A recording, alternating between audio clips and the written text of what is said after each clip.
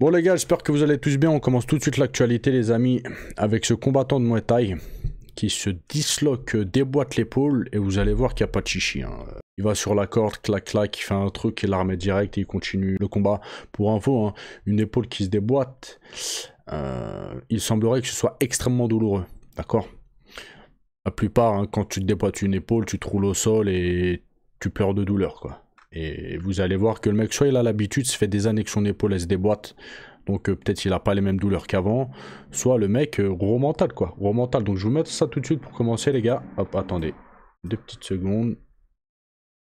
Tac, tac, tac. Attendez, je regarde que le son soit bon. Ouais, ça a l'air d'être ok. Regardez, je vous coupe le son, hein.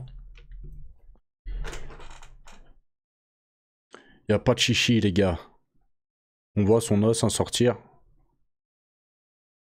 Hop là, vous voyez l'armée, hop là, et il retourne au charbon. C'est des vrais Spartiates, des vrais guerriers. Ah ouais, ils sont pas là pour blaguer les mecs. Maintenant les amis, on va parler de Magomed Ankalaev. Il est revenu sur un sparring qu'il avait fait avec Francis Ngannou. En fait, il avait expliqué il y a quelques temps que Francis Ngannou était ami avec un combattant, je sais plus c'est lequel. Et justement, pendant un combat de MMA à l'UFC, Ankalaev, il lui avait mis une rouste. Il avait gagné son combat, etc. Il expliquait que depuis, Francis Ngannou, en gros, il avait un petit peu la rage contre lui, contre Ankalaev. Donc une fois, ils se sont rencontrés, ils se sont entraînés ensemble, et Ankalaev, il a vu que Francis Ngannou, il voulait le coucher. D'accord. Il voulait lui mettre son KO, sans doute pour venger son pote, ou je sais plus c'est quel combattant. Encore une fois, son pote. Et Ankalaev, il a dit ça là, lors de l'interview. Donc il a dit quoi? J'ai vu qu'il voulait me mettre au tapis, lui mettre un KO quoi. Je l'ai mis au sol et je l'ai maintenu.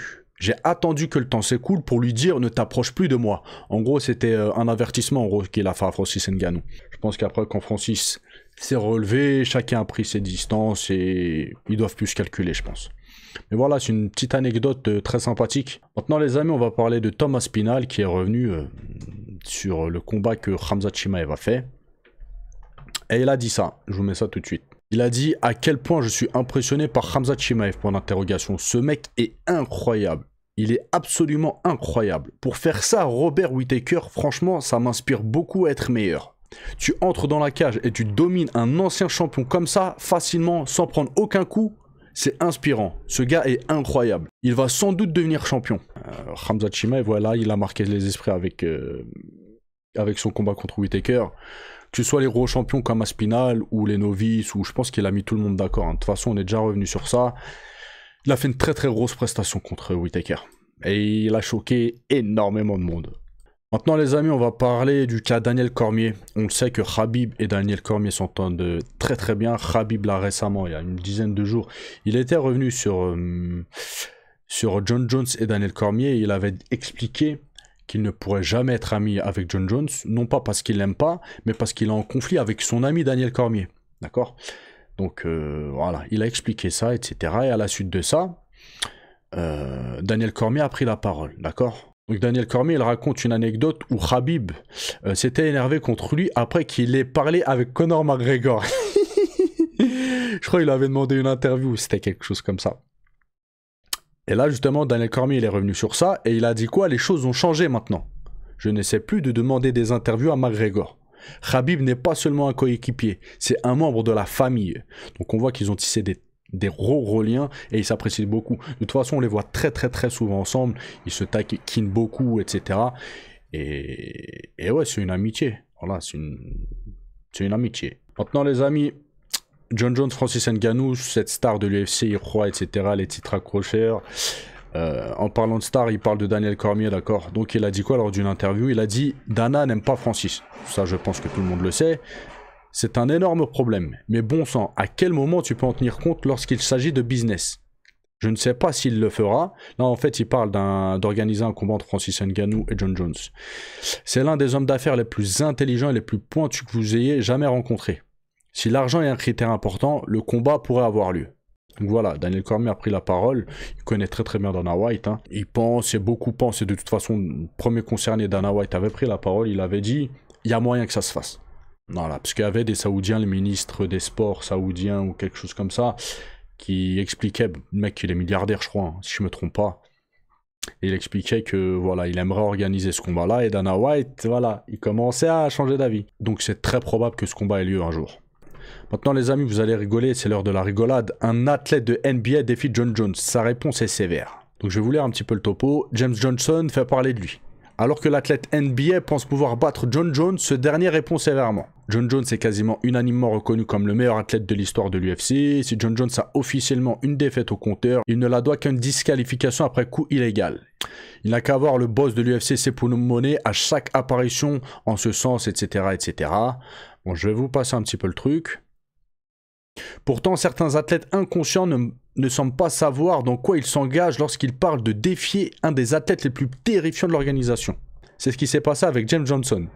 Actuellement pivot ailier fort chez les Indiana Pacers. En effet, l'athlète NBA pense pouvoir battre John Jones et ce dernier lui répond sévèrement. Bon, pour le coup, oui, ça fait un petit peu rire.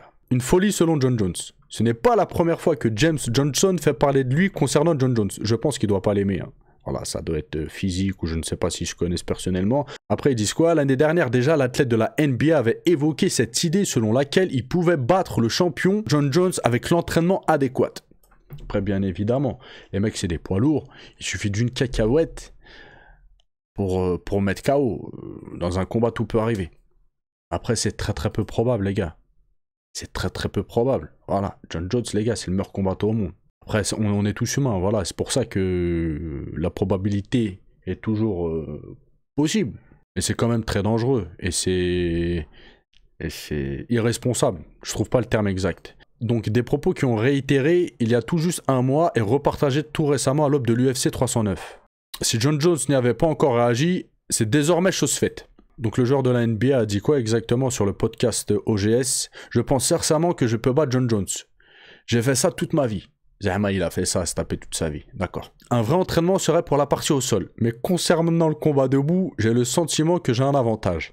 Les gars, pour rappel, John Jones, c'est l'un des combattants qui a le meilleur striking au monde. Il a un striking très exotique, très imprévisible. Voilà, il peut boxer en gaucher, en droitier.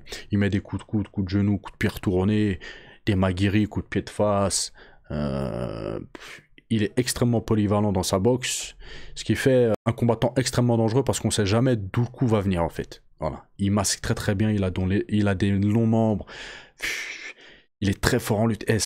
Hier j'ai regardé une compilation de ses meilleurs combats, il a tapé tout le monde, il a tapé les meilleurs en fait. Donc à la suite de ça, John Jones il a répondu, il a dit quoi? Je ne l'avais pas réalisé jusqu'à présent. Les basketteurs ont des traumatismes crâniens également. Ce mec a l'air d'être un ouf. Voilà, c'est gentil comment il a répondu. Après, s'il persiste, John Jones, à tout moment, il lui dit viens, on fait un sparring. Voilà, à tout moment. Donc voilà, c'est ce mec-là. Personnellement, je le connais pas. Je connais pas du tout le basket. Donc maintenant, les amis, on termine la vidéo avec Georges Saint-Pierre. Lors d'une interview, on a posé la question à Georges Saint-Pierre, à d'autres combattants, si tu devais faire une équipe pour te taper, qui choisirais-tu dans ton équipe? Donc voilà, il a répondu, une équipe parfaite, je prendrais Fedor dans son prime, John Jones en poids lourd dans son prime, peut-être qu'il l'est aujourd'hui, il dit, Thomas Spinal dans son prime, Francis Ngannou dans son prime. Voilà, il a pris les meilleurs combattants au monde, les gars. C'est de la triche. C'est de la triche. En fait, le journaliste l'aurait dû lui dire sans choisir des poids lourds. Parce que là, c'est la meilleure équipe qu'il a pu faire, en fait. Et Georges Saint-Pierre, on voit qu'il est intelligent. Parce que c'est le seul qui a fait cette équipe-là. Il y en a, ils sont allés chercher des mecs de 70 kilos, des machins. Georges Saint-Pierre, il a pas le temps. Il a pris les meilleurs, les poids lourds les plus dangereux de l'histoire. Voilà. Après, il continue en disant quoi? Puis moi, je serai le 5e joueur. Je me cacherai peut-être en arrière de ces 4 monstres que je laisserai aller en avant. J'irai après pour achever celui qui reste. Bon, il a tout compris. Moi, je suis d'accord avec lui. Si je devais faire une équipe, je serais exactement la même que lui, les gars. Bref, les gars, dites-moi vous choisirez qui si vous deviez faire une équipe pour vous péta.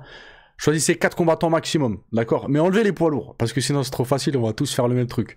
Vous choisissez 4 combattants, boxe, MMA, judo, ce que vous voulez, mais pas les poids lourds, voilà.